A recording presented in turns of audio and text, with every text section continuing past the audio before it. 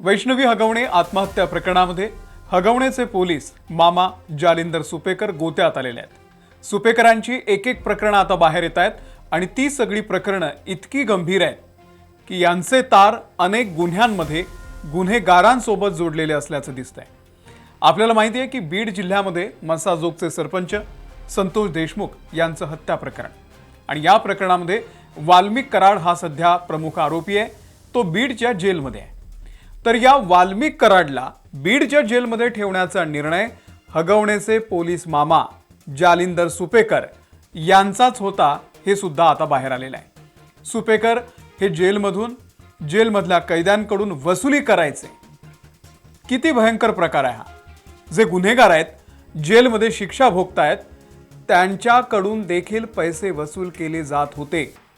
वैष्णवीचा सासरा राजेंद्र हगवणे, नवरा शशांक, दीर सुशील आणि तो निलेश चव्हाण यांना शस्त्र परवाना मिळवून देण्यात देखील याच जालिंदर सुपेकरांचा हात होता। यांची सही होती। तब्बल 600 प्रकरणांमध्ये जालिंदर सुपेकर यांनी पैसा खाल्लाय असा थेट आरोप सामाजिक कार्यकर्त्या अंजली दमानिया यांनी केलेला आहे। दुसरीकडे भाजपचे आमदार सुरेश धस यांनी देखील असाच आरोप केलेला आहे। सुपेकर कैद्यांकडून 300 कोटी रुपये मागतात अशी तक्रार त्यांच्याकडे आल्याचं धस यांचं म्हणणं आहे आणि त्यामुळे जालिंदर सुपेकर यांचा पाय आणखी खोलात जाणार आहे।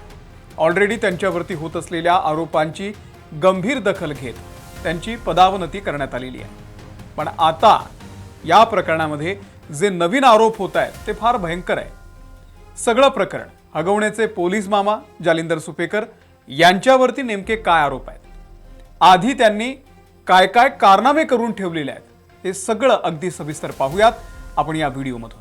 नमस्कार, मी अमोल किन्होळकर, आपण पाहत आहात महाराष्ट्र टाइम्स ऑनलाइन। तर वैष्णवी हगवणे आत्महत्या प्रकरणामधील आरोपी हगवणे कुटुंब सध्या जेलमध्ये आणि या कुटुंबासोबत निलेश चव्हाण हा त्यांचा फॅमिली फ्रेंड जो सह आरोपी आहे तो सुद्धा सध्या जेलमध्ये आहे। या सगळ्यात सरप्राइजिंग नाव जे समोर आलं ते म्हणजे पोलीस अधिकारी जालिंदर सुपेकर यांचं। हगवणे कुटुंबाला अवैध पद्धतीनं बंदुकीचे परवाने मिळवून देणं हा त्यांच्यावरचा सर्वात पहिला आरोप होता आणि त्याच बंदुकीचा धाक दाखवून ही अख्खी फॅमिली मुळशी परिसरामध्ये दमदाटी करायची। एवढंच नाही तर माझा मेवणा पोलीस अधिकारी आहे असं म्हणत राजेंद्र हगवणे म्हणजे वैष्णवीचा सासरा हा त्या वैष्णवीला आणि ती मोठी सून मयुरी या दोघींनाही मारहाण करायचा। मारहाण किती करायचा तर कपडे फाटोस्तोर मारायचा। मयुरी हगवणे हिनं सगळे आरोप केलेले आहेत। इतका नराधम हा राजेंद्र हगवणे आहे। कोणाच्या जीवावर उड्या मारायचा? सुपेकरांच्या। आता आज अंजली दमानिया यांनी नवीन आरोप केलेले आहेत आणि हे फार गंभीर आहेत। संपूर्ण महाराष्ट्र ज्या संतोष देशमुख प्रकरणामुळे हळहळला होता त्या संतोष देशमुख प्रकरणाचा आका वाल्मिक कराड जो सध्या बीडच्या जेलमध्ये आहे त्याच्यावर जालिंदर सुपेकर यांची कृपा होती का असा आरोप आता होतोय। अंजली दमानिया यांनी नेमका काय आरोप केलाय आपण पाहूया। वाल्मिक कराडला बीड जेलमध्ये ठेवण्याचा निर्णय सुपेकरांचा होता।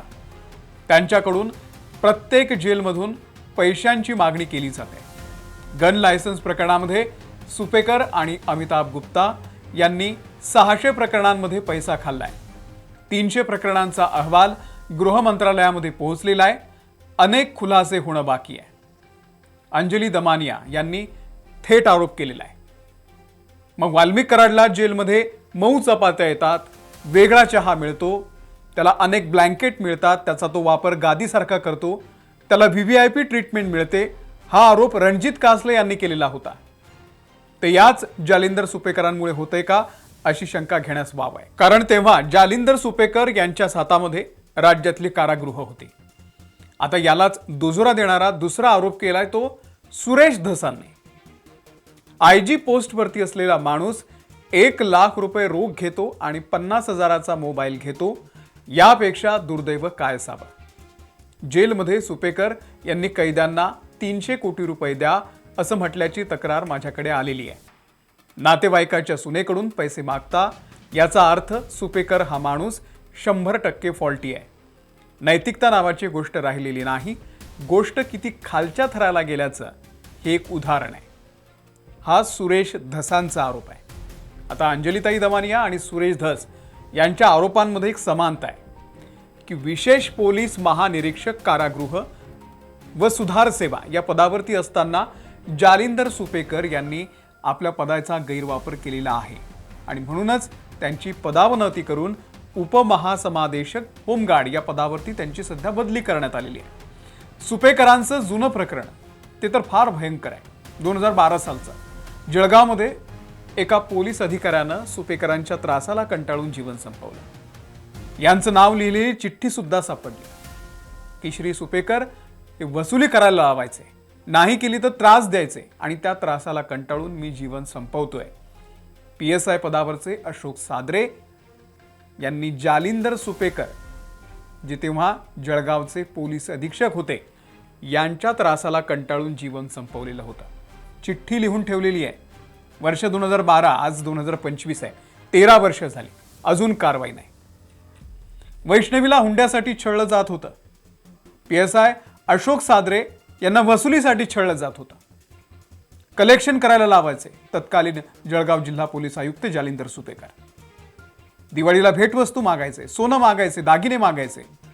म्हणजे जसं हगवणे कुटुंब सोनं, नाणं, पैसे, गाड्या या सगळ्यासाठी चटावलेलं होतं तसंच हे सगळं प्रकरण आहे। या जानेवारी महिन्यामध्ये IG जालिंदर सुपेकर यांच्या कारनाम्यांवरती एक समिती सुद्धा स्थापन करण्यात आली होती की त्यांनी राज्यभरातली जी कारागृह आहेत त्या कारागृहांमध्ये ज्या वस्तूंची खरेदी होते, जीवनावश्यक वस्तू, त्यात देखील घोटाळा केल्याचा आरोप अंजली दमानिया यांनी केलेला होता। आता हा घोटाळा जो होता तो काय थोडका नाहीये, 500 कोटी रुपयांचा घोटाळा होता। हा सगळा व्यवहार 500 कोटींचा आहे। ही चौकशी अजून सुरू आहे आणि तरीही Jalinder Supekar special IG headquarter या पदावरती होते। त्यांची आता पदावनती झाली, पण तेव्हा सुद्धा होते। नागपूर, नाशिक, कोल्हापूर अशी मोठमोठी कारागृह त्यांच्याकडे होती। अंजली दमानिया यांनी राज्यातल्या गृह विभागाला या संदर्भातली एक महत्त्वाची ऑडिओ क्लिप दिली आणि त्या ऑडिओ क्लिपमधला जो मजकूर होता तो फारच भयंकर होता। जालिंदर सुपेकर या ऑडिओ क्लिपमध्ये हा जो 500 कोटींचा घोटाळा झालाय त्याची सेटलमेंट करताना बोलतायत।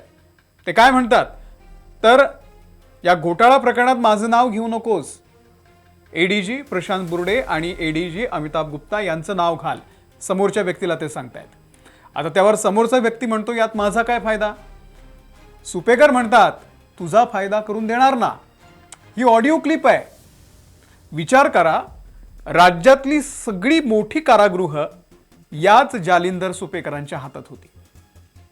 आज हे हगवणे कुटुंब जेलमध्ये आहे।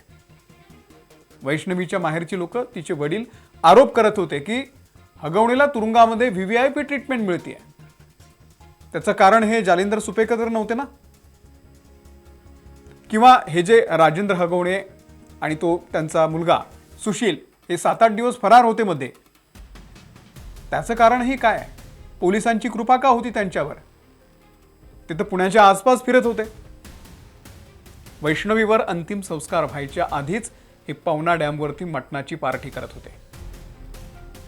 हे हगवणे पितापुत्र।